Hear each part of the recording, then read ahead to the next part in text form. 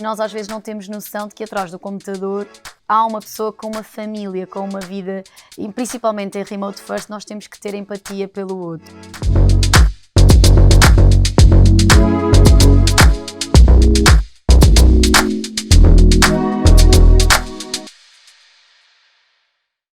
Olá, começa agora o primeiro episódio do Great Podcast do Great Place to Work Portugal.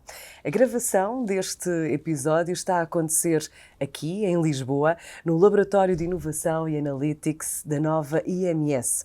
Um espaço interessante, como vão ver, que procura promover uma maior integração entre o mundo académico e o mundo profissional. O tema com que abrimos esta nova aventura pretende descobrir e partilhar ferramentas para se conseguir um melhor ambiente de trabalho e mais produtividade nas empresas. No âmbito da cultura das empresas, vamos falar de um ponto que ganhou mais destaque com a pandemia e que se mantém: o teletrabalho. Antes de passarmos à convidada deste primeiro episódio, apresentar quem estuda toda esta temática da cultura empresarial e a evolução que tem tido ao longo dos anos.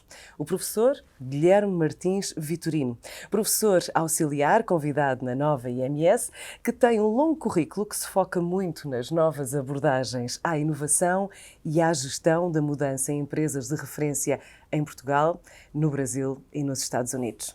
Uma vez que grande parte das empresas que vão passar por este podcast têm contactos internacionais, nota-se uma grande diferença, professor, da preocupação da cultura empresarial em Portugal em relação aos outros países? Eu acho que sim, eu acho que este tema da cultura é um tema apaixonante e do teletrabalho, toda a gente fala sobre ele, às vezes uns com mais propriedade, outros com menos, mas o que assistimos, e eu acho que é muito, muito interessante, é que as mesmas dimensões podem reagir em sentidos contrários. Ou seja, por exemplo, o equilíbrio entre o trabalho e a vida privada. Em algumas culturas, o trabalho à distância é visto como uma forma de alcançar este equilíbrio, noutras não é bem visto. Por exemplo, os temas da confiança e da autonomia. Algumas culturas incentivam essa autonomia e confiam nas pessoas plenamente, e outras têm uma cultura mais do controle. Mesmo os estilos de comunicação, há líderes que comunicam muito bem com pessoas presencialmente e se calhar são precisos outros tipos de skills para comunicar à distância. E depois a própria tecnologia. A tecnologia, ainda assistimos aqui a uma divisão digital onde que há pessoas e culturas que estão muito preparadas para todo este trabalho à distância e para a transformação digital e outras que nem tanto. Portanto, eu diria que globalmente é muito importante reconhecer estas diferenças de atitudes, de percepções e estas diferenças culturais, porque não há aqui fórmulas mágicas para uma empresa ou para outra, temos que adequar sempre à cultura e, portanto, acho que há de facto diferenças e cabe às lideranças perceberem essas diferenças e tentarem adequar os modelos à sua realidade.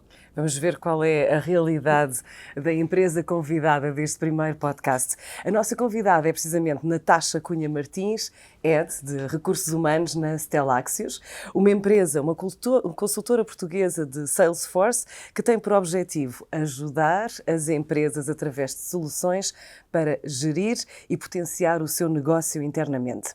Garante que experimenta primeiro na própria empresa todas as ferramentas que propõe aos clientes, sejam elas uma app para facilitar toda a gestão de recursos humanos, seja mesmo uma plataforma que criaram, a My Trailhead, que cresce à medida das necessidades e partilha conteúdo por parte dos colaboradores. Natasha, bem vistas as coisas, todos os colaboradores sabem que serão umas eternas cobaias. É verdade. Isso é um bom ponto de vista e é verdade. Na Stelaxios, de facto, nós experimentamos tudo. O nosso próprio sistema de gestão é da Salesforce, portanto, tudo o que nós fazemos dentro da Stelaxios assenta na própria ferramenta que nós vendemos e implementamos nos nossos clientes. E eu acho que isto é muito interessante porque a maior parte daquilo que nós temos montado na própria Stelaxios é feita pelas nossas pessoas. Portanto, nós temos uma academia e, portanto, a maior parte das nossas pessoas entra pela academia e a primeira interação que eles têm é exatamente a própria ferramenta e dentro de projetos internos, por exemplo, com a área de recursos humanos acontece muito, com a área financeira, por isso eles próprios fazem isso diretamente connosco. Isso ajuda-nos a criar cultura, porque conseguimos perceber do nosso lado o que é ser cliente, eles percebem também como lidar com os clientes e, portanto, já vão aqui fazendo estes testes de interação interna antes depois de mostrarem os produtos para fora. Por isso sim, é o que dizem, que são felizes, pelo menos é o que parece, mas sim, são eternas cobaias e acredito que sejam muito felizes, sim. Assim também começam a perceber o que é que os clientes precisam. Digamos. Exatamente, sim. E do nosso lado também conseguimos perceber os nossos próprios colaboradores. Nós, enquanto recursos humanos, enquanto marketing, financeiro, porque nós estamos numa perspectiva de cliente, conseguimos, por um lado, perceber os nossos próprios clientes e perceber as nossas pessoas em cliente, porque nós também pedimos as nossas coisas, os nossos requisitos e, portanto, conseguimos ter a percepção dos dois lados. E como recursos humanos, obviamente, depois conseguimos suportar de melhor forma porque entendemos as dores do cliente, porque já fomos, e entendemos as dores deles, porque são as nossas pessoas e também interagimos com elas e percebemos essas dificuldades. Falaste há pouco da academia. A Sim. Stellaxius aposta desde sempre também na inteligência emocional, na inovação. Aliás, é uma das palavras-chave dos valores em que assenta o teamwork, expertise, trust, responsibility, innovation e satisfaction. É isso mesmo. Não é? Perante isto, como é que gerem o teletrabalho? Pois, essa é a pergunta para 1 milhão de euros, não é? Eu acho que, primeiro, não há uma resposta certa, como dizia o professor, eu acho que temos que nos adaptar, mas a Stellaxius sempre foi muito conhecida pela cultura de proximidade que tem, portanto, nós somos como se fôssemos uma família com parentes longe, não é? E sempre nos sentimos assim. Essa foi uma das nossas grandes dificuldades quando decidimos apostar no Remote First. Nós atualmente somos uma empresa Remote First, o que significa que as nossas pessoas podem escolher trabalhar no escritório ou em qualquer parte do país, desde que consigam fazê-lo e tenham as condições para isso. Portanto, não há uma obrigatoriedade, ou seja, nós não somos híbridos e por isso, imaginem, tem que haver uma confiança muito grande e uma cultura muito forte para que isto aconteça. Quando começámos a ser remote first, houve muitas coisas que tivemos que nos adaptar e a nossa principal preocupação é, ok, como é que nós vamos manter as nossas pessoas conectadas como temos mantido até hoje, sendo que elas estão fisicamente separadas. Portanto, uma das coisas que nós fazemos e que para nós é imprescindível são os eventos da empresa. Nós temos pelo menos 4 eventos globais anuais em que juntamos toda a gente durante todo o dia num espaço agradável, em que falamos sobre projetos, falamos sobre futuro e também convivemos uns com os outros e temos atividades de teamwork. Depois também temos de X em X tempo happy hours, às quais nós chamamos happy hours temáticas, para puxar as pessoas ao escritório e elas se verem visivelmente. Portanto, isso por um lado, ok, vamos ser remote first, mas não queremos que as nossas pessoas se percam a conexão presencial, portanto isso é muito importante. E depois, por outro lado, o que eu acho que é um dos grandes desafios é que ferramentas é que vamos usar para manter esta atividade à distância. Nós tivemos que nos adaptar bastante digitalmente, houve muitos processos que tiveram que ser digitais, só para terem uma ideia, nós fazíamos assinaturas presenciais, portanto tudo isso que parece muito básico desde sempre, teve que se tornar digital, adicionámos novas ferramentas de comunicação. Vou-vos dar 2 exemplos, nós temos uma que se chama o Coffee Pulse, que no fundo é como se fosse um speed dating, ok? Mas para as pessoas se conhecerem dentro da Stellaxius, porque, claro, nós crescemos bastante, nós em 2018 éramos 30 pessoas, hoje em dia somos 80, portanto, conforme as pessoas vão entrando em ambiente remote, fazem estes speed datings, eles acontecem de 15 em 15 dias e é random, portanto a plataforma lança um nome e nós fazemos a call e conversamos, é super animado. E temos também, por exemplo, um medidor de felicidade, que é o nosso Happy Bot, que é um robotzinho que fala com as nossas pessoas em offline e lhes pergunta todos os dias como é que elas se sentem em várias esferas da vida, não só profissional, como pessoal, e depois do nosso lado, RH e também os próprios managers têm um dashboard que mede os níveis de felicidade das pessoas deles por dia mesmo, portanto, onde é que são os picos, de repente cresceu, oi, o que é que se está a passar, e portanto foi muito importante para nós manter a conexão presencial ao mesmo tempo que como é que mantemos isto no digital. E obviamente que aí a tecnologia, e como há pouco o professor dizia, é fundamental, as empresas têm mesmo que se munir destas tools tecnológicas para não perder o contacto com as pessoas. E de boas redes. E de boas redes. Boas redes. Professor Guilherme, agora que o teletrabalho é uma realidade e muitas vezes em sistema híbrido, ora a trabalhar presencialmente nas instalações, ora em casa, o que é que considera mais difícil? A relação empresa-colaboradores ou a relação empresa-família? Uma vez que todas as relações se aproximam e são mais difíceis de separar, há dados sobre isso? Já está estudado? Eu acho que sim, tem vindo aí. Nós temos até tido aqui uma linha muito interessante de investigação de People Analytics do interesse por este impacto do trabalho remoto na felicidade e na produtividade das organizações. Dos dados que tenho visto, e acho que se calhar todos nos conseguimos relacionar com isso, porque todos tivemos essa experiência, o que vemos é que, e os dados que vou citar são também sempre muito da realidade americana, mas são também muitas vezes os dados que existem, mas acho que para a discussão acho que possam ser interessantes.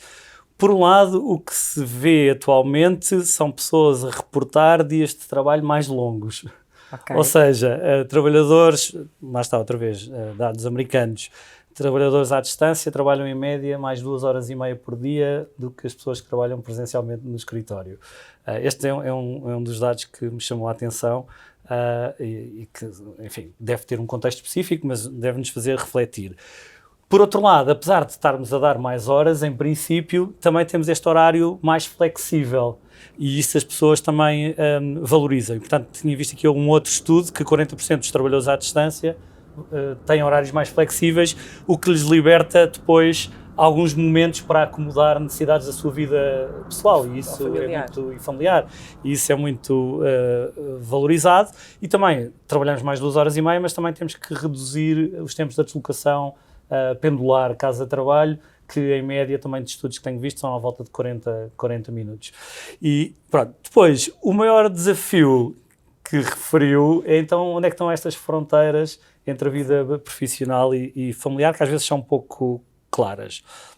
Um estudo também que vi recentemente da Harvard Business Review dizia que 30% dos trabalhadores que estão a trabalhar à distância que relatam que efetivamente têm, e se calhar no vosso chatbot também conseguem identificar alguns picos de stress fruto desta dificuldade de gerir estas duas dimensões. E, portanto, isso é que é algo que eu acho que as organizações têm que estar atentas e é muito interessante este exemplo de estarem a medir não apenas com inquérito, mas de forma permanente, porque, de facto, e agora estava-me a lembrar também de um estudo da Universidade de Stanford, que as pessoas que trabalham à distância relatam mais problemas de stress ou de isolamento do que as pessoas que estão no escritório e, portanto, todas aquelas iniciativas também, de certeza, que visam ir ao encontro destes desafios. E, portanto, acho que encontrar, mais uma vez, este equilíbrio é a chave, integrando estas dimensões da saúde mental, que me parece interessante, e a única forma é esta que foi aqui referida, é as organizações estarem atentas aos que nós chamamos aos pequenos sinais, que depois se podem transformar em grandes problemas. E, portanto, como é que eu consigo criar um ambiente que, independentemente do local de interação, se é no escritório ou à distância, que promove este ambiente saudável, acho que é o grande desafio das organizações. Agora, como fazer, acho que temos aqui uns ótimos exemplos para partilhar. Exato. Natasha, tendo os colaboradores em teletrabalho, em sistemas híbridos, como é que conseguem manter os níveis de foco? Exato. Até antes de responder essa pergunta, só aqui no seguimento daquilo que o professor disse, é muito difícil nós chegarmos às pessoas em teletrabalho, porque se antes nós estávamos no escritório e olhamos para a pessoa, percebemos que ela tem mais cabisbaixo, alguma coisa, damos-lhe um toque à hora do almoço, o que é que se passa contigo? Isso acabou em teletrabalho e dificulta-nos muito mais chegar às pessoas. O HappyBot veio por causa disso e nós sentimos que as pessoas falavam muito de saúde mental quando falavam connosco diretamente pela questão do isolamento, e nós criámos um benefício que nós chamamos o Healthy Benefit, que é um valor que nós damos às pessoas mensalmente para elas poderem usar em atividades físicas ou mentais, porque havia muita questão do ginásio, mas nem tudo é só atividade física, também precisamos de, às vezes, falar com alguém. E essas dificuldades não nos chegavam e, portanto, usámos este benefício, lançámos para toda a gente, para que as pessoas sentissem à vontade de, ok, eu tenho ali aquele valor, eu vou usar se eu sentir que preciso, E, portanto, tem que se dar este espaço, porque nem toda a gente comunica da mesma forma e nem toda a gente vai chegar ao pé de nós a dizer que tem problemas em dividir o trabalho e a vida pessoal. E a família, sim. Relativamente ao foco, nós na Stellaxius passámos por uma transformação muito grande o ano passado, meio doida, na verdade, mas nós sentimos que tinha que ser, porque também o próprio contexto pedia, não é? Já tudo é tão louco, como eu costumo dizer, nada do que nós achávamos que funcionava até hoje e que nós já tínhamos tudo estudado, principalmente em recursos humanos, não é? O que é que a pandemia fez? Deita tudo ao lixo e pensa novamente. E, portanto, nós mudámos a forma como definíamos objetivos na Stellaxius, abandonámos completamente o modelo antigo, portanto, nós matámos. Ou seja, já estávamos a assumir que éramos remote first e achámos, ok, vamos agora. E, portanto, matámos o modelo antigo e, neste momento, usamos uma nova metodologia de definição de objetivos que se chama OKRs, Objectives and Key Results, que, no fundo, de uma forma muito simplista, são pequenas metas trimestrais que levam as equipas e as pessoas a atingir objetivos mais longínquos, mas que, obviamente, têm ganhos mais curtos. E à distância isso pareceu-nos necessário, ou seja, criar um ambiente em que as pessoas sabem qual é que é o impacto das suas ações todos os dias e para o que é que estão a trabalhar na Stellaxius.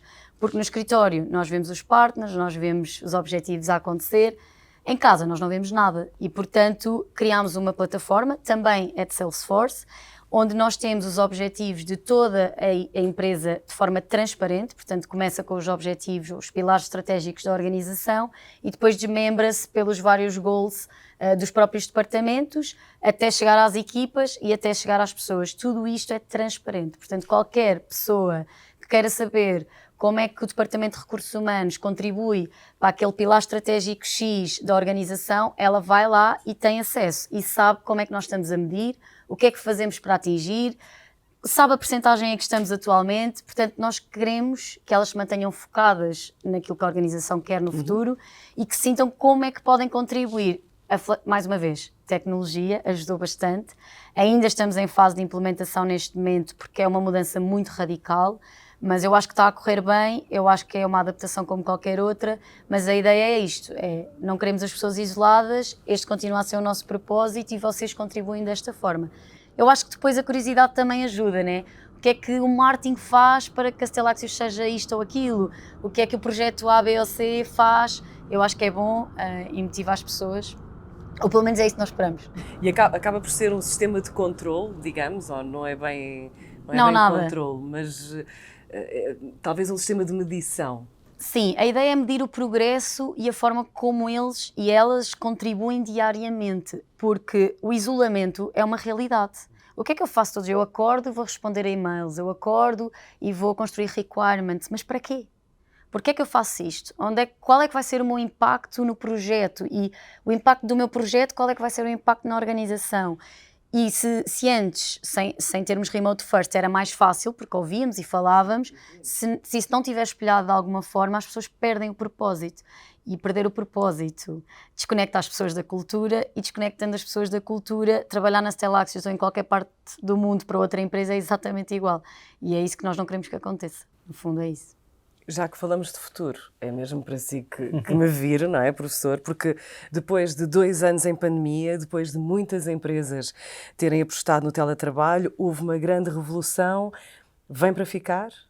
Mesmo já não sendo necessário, digamos assim?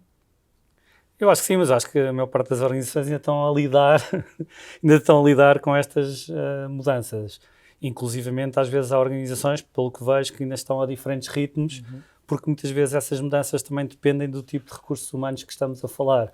Ou seja, se estivermos a falar de recursos humanos que são escassos no mercado, como os que nós formamos aqui na nova IMS, que são Data Scientists, às vezes há uma maior abertura e uma maior flexibilidade para diferentes modelos de trabalho.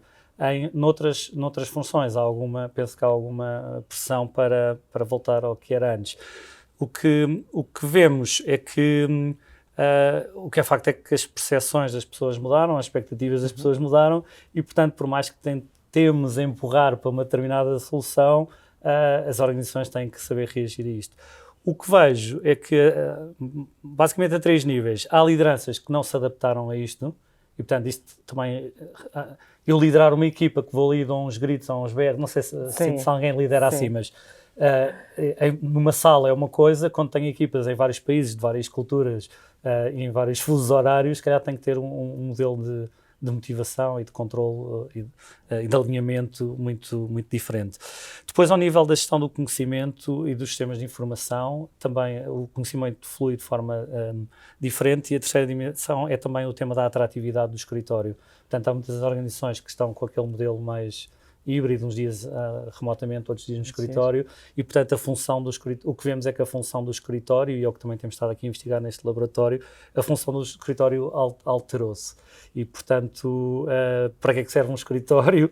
É uma discussão super interessante. Nós temos aplicado alguns modelos da ciência comportamental para discutir, porque há uma dimensão, há um autor japonês que se chama Nonaka, que é o pai da gestão do conhecimento, e que ele basicamente caracteriza as dinâmicas do conhecimento dentro das organizações.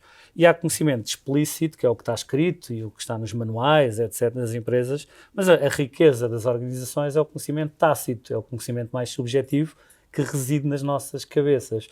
E, portanto, muitos dos fluxos, eu de tácito para tácito, posso mandar um e-mail à Natasha com um manual escrito e a Natasha vai saber ler e interpretar. Mas aquela nossa conversa, enquanto tomamos um café, que o Nonaka chama, obviamente, de socialização, que é este conhecimento tácito para tácito, isso no online é mais difícil de replicar, por isso é que achei muito interessante de estarem a atuar sobre todas estas dimensões. Aquela happy hour não é só por uma happy hour, é porque realmente é importante haver momentos mais informais, mesmo para as pessoas que estão à distância. E, portanto, tentando responder à questão, acho que veio para ficar e que as lideranças ainda não interpretaram bem o impacto, porque umas acham que podem obrigar e não percebem que o mundo mudou e as expectativas das pessoas e o propósito de muitas pessoas também se alterou. E, portanto, isto vai implicar redesenhar ou reinventar o meu perfil de liderança, vai implicar que eu tenha uma estratégia de gestão do conhecimento diferente, como referi, e depois, calhar, vai implicar eu repensar o meu escritório. Nós temos estado a trabalhar com organizações que transformaram o escritório, por exemplo, em cozinhas. Eu quando recebo amigos em casa, vamos abrir uma garrafa de vinho à cozinha.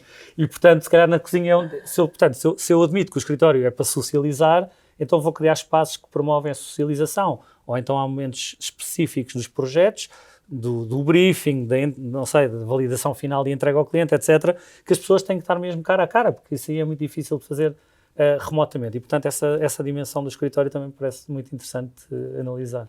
Eu tinha perguntado à Natasha se tinha alguma história curiosa que quisesse partilhar connosco sobre esta coisa do teletrabalho. É verdade. Bom, eu não tenho filhos nem tenho animais de estimação, é verdade, infelizmente. Ainda. E, portanto, a maior parte das histórias não são minhas, mas eu presencio muitas vezes. E aconteceu há pouquíssimo tempo eu estar numa reunião com um dos managers e de repente aparece a filha de 2 aninhos, assim, ela estava doente, bem energética para quem estava doente, e eu tenho um fundo sempre muito animado no meu Teams, que tem várias cores, e eu recordo-me que ela começou amarelo, azul, a apontar, e é muito engraçado. Porquê? Porquê que eu estou a contar esta história? Porque quando eu terminei aquela reunião, eu criei um sentimento de empatia pela pessoa, porque eu penso assim, fogo, brutal, eu não tenho essa consciência e nós às vezes não temos noção de que atrás do computador há uma pessoa com uma família, com uma vida, e principalmente em remote first nós temos que ter empatia pelo outro. E no caso, e isto é mais uma dica, eu acho que nós não devemos ignorar o elefante na sala, já agora. Portanto, acho que é sempre bom, se o filho interrompe, se chama pelo pai ou pela mãe, estejam abertos a isso, comuniquem com a criança, falem com ela, porque às vezes estarmos a ignorar que ela anda lá a passear é pior, e eu até acho que é bastante giro e acabamos por nos conectar também, e também isso cria cultura, não é? Que termos a capacidade de ter empatia uns pelos outros, que eu acho que a Stella-Axios é brilhante naquilo que toca à empatia. É quase o deixar de ser notícia. No início da pandemia, quando houve filhos de jornalistas que apareciam, aquilo era quase um drama, e no final já quase que estavam de fato e gravata, mas depois de calções. Exato. E que se levantavam empaticamente a mostrar que também estavam de calções. É esse o futuro, é a empatia. É, sem dúvida. Se nós não nos conseguirmos pôr no pé do outro, dificilmente vamos conseguir chegar até eles. E a cultura é isso mesmo.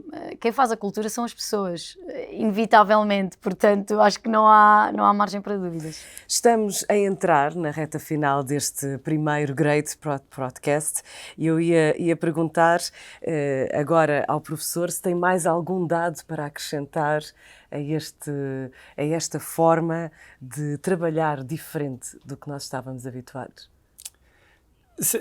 Eu dou uma cadeira de gestão da mudança e, portanto, não queria terminar com uma nota negativa, mas acho que é uma nota realista, que é mudar a cultura é a coisa mais difícil de uma organização.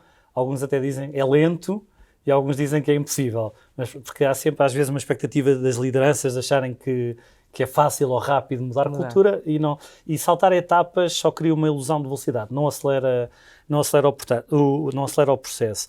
E, portanto, o que eu sinto é que às vezes, e estando eu numa faculdade de gestão de informação, que às vezes não existem as ferramentas para medir as dimensões onde nós queremos atuar. E, portanto, há aqueles famosos estudos de clima ou de cultura que a maior parte das pessoas, no meu entender, mentem, porque têm medo de quem é que vai avaliar aquilo. E, portanto, começámos a ver, em termos de research, coisas muito interessantes. Há um trabalho de um professor da London School of Economics que utiliza metodologias de sentiment analysis, de Big Data, onde analisa todos os documentos produzidos pela empresa e pela análise do tom da comunicação infere qual é a cultura. Porque às vezes eu posso estar a querer projetar uma cultura na minha comunicação, mas depois na prática sabemos que há organizações que a cultura é muito diferente do que é comunicada. Depois há outras, nós também aqui investigamos bastante ao nível da análise de redes e, portanto, normalmente o mapa que nós temos da organização é um organigrama que não nos diz quase nada. Diz-nos as relações de poder. Só. E, portanto, o que nós também fazemos muito é mapear outro tipo de relações que não só as relações de poder. Por exemplo, relações de aconselhamento técnico, quando tem uma dúvida, a quem é que liga?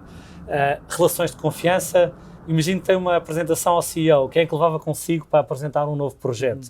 Ou até relações mais informais entre as pessoas. E o que eu vos digo é uma coisa incrível, quando nós visualizamos a rede técnica, a rede de confiança e a rede pessoal e pomos por cima do organigrama, começamos a perceber que a verdadeira centralidade, há pessoas que se calhar estão aqui no fim da hierarquia, mas depois são pessoas absolutamente centrais para a cultura, para o aconselhamento ou para a confiança dentro da equipe. E, portanto, aqui o que eu acrescentaria era isso, acho que há um enorme buzz agora à volta deste tema do People Analytics, mas é preciso mais investimento, penso eu, para áreas de recursos humanos, terem pessoas, metodologias e dados que permitam desenhar estas culturas e acelerar estes processos de transição que não são feitos por imposição nem por decreto e, portanto, não podia deixar de ser a minha dica, seria mais perceber as diferentes camadas que são complexas das pessoas que trabalham na sua organização e, para isso, utilizar dados e ferramentas que hoje em dia já estão disponíveis. E tudo isso depende de empresa para empresa? Sim, e tudo isso depende. Eu acho que aqui não há fórmulas mágicas.